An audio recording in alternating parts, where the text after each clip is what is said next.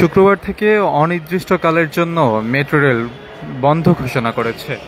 স্বতন্ত্র চাকরি বিধিমালা প্রণয়ন ও প্রকাশের দাবিতে আগামীকাল শুক্রবার 12 ডিসেম্বর সকাল 7টা থেকে সর্বাত্মক কর্মবিরতি ও যাত্রী সেবা বন্ধের ঘোষণা দিয়েছে ঢাকা ম্যাস ট্রানজিট কোম্পানি লিমিটেডের নিয়মিত কর্মকর্তা কর্মচারীরা।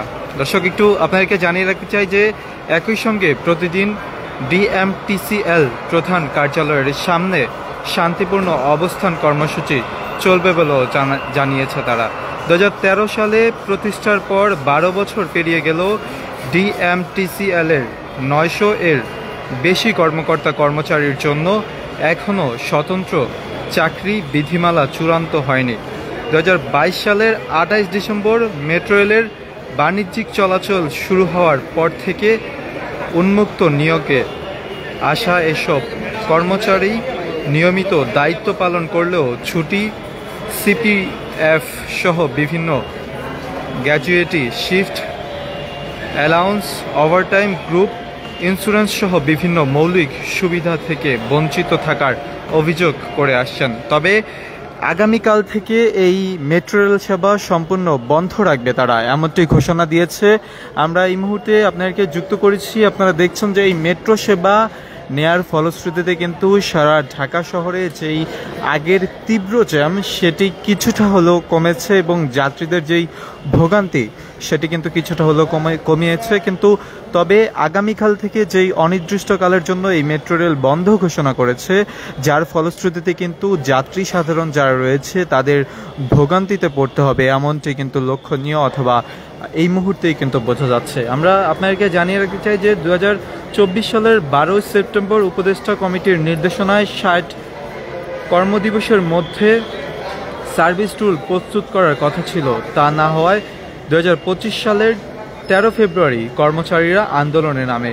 পরে 20 ফেব্রুয়ারি কর্তৃপক্ষ 20 মার্চের মধ্যে সার্ভিস রুল চূড়ান্তের প্রতিশ্রুতি দিলেও তা বাস্তবায়িত হয়নি। দীর্ঘ 9 মাস ধরে এ নিয়ে কর্মচারীদের ক্ষোভ বাড়তে থাকে। আজকে সার্ভিস রুলের সব ধারায় পরিচালনা পর্ষদ একমত হলেও বিশেষ বিধান সংক্রান্ত 11 অধ্যায় প্রধান বাধা। ওই অধ্যায়ে মেট্রো রেল প্রকল্পের জনবলকে ডিএমটিসিএলে আত্মীকরণের বিষয় রয়েছে, যা কর্মচারীদের দাবি প্রচলিত আইন ও সুপ্রিম কোর্টের রায়ের সঙ্গে সাংঘর্ষিক। যারই ফলশ্রুতিতে এ সকল কর্মকর্তা কর্মচারীরা আন্দোলন ডেকেছে এবং আগামীকাল থেকে সম্পূর্ণ মেট্রো রেল বন্ধ ঘোষণা করেছে তারা। অর্থাৎ তাদের এই দাবি যতক্ষণ পর্যন্ত মানা না হবে ততক্ষণ পর্যন্ত অনির্দিষ্টকালের জন্য এই মেট্রো রেল বন্ধ ঘোষণা করেছে। যারই ফলশ্রুতিতে যাত্রীদের যে ভোগান্তি সেটি কিন্তু আসলে লক্ষণীয় হবে এবং এই মেট্রো রেলের কারণে সেই ঢাকা শহরে কিছুটা যে যানজট সেটি কিন্তু ভোগান্তি কমেছে সেটি বলা চলে।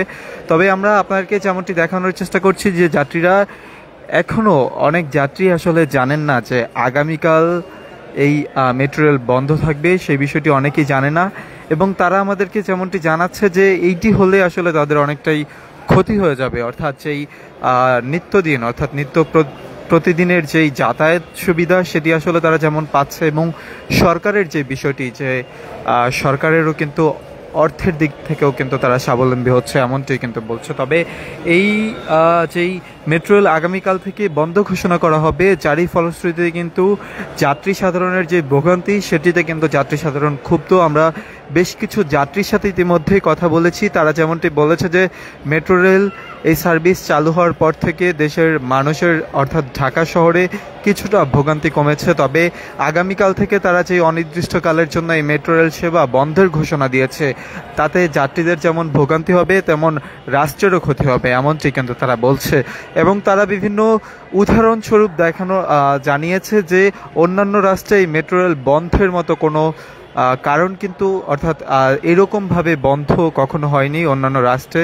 তবে বাংলাদেশে এটি হলে কিন্তু বিশ্বে একটি অন্যরকম প্রভাব ফেলবে, এমনটাই কিন্তু যাত্রীরা আমাদেরকে বলছে। তবে আপনারা এখন যেমনটি দেখছেন যে যাত্রীদের দীর্ঘ সারি, এই সারিতে কিন্তু যাত্রী সাধারণ যারা রয়েছে তারা আজকে মেট্রো রেলে চলাচল করার জন্য আসছে। আগামীকাল থেকে এই মেট্রো রেল সকাল 7টা থেকে অনির্দিষ্টকালের জন্য বন্ধ ঘোষণা করেছে যাত্রীরা।